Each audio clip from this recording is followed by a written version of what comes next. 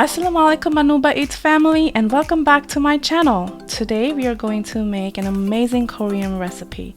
It is fresh, it is colorful, and most importantly, it is delicious. As always, the recipe will be at the description box. If you like this recipe, please don't forget to hit the like button and subscribe. A quick note, if certain ingredient is hard to find in your region, you will be able to see a substitution for it in the recipe box. So don't forget to click on the description box and see the full recipe.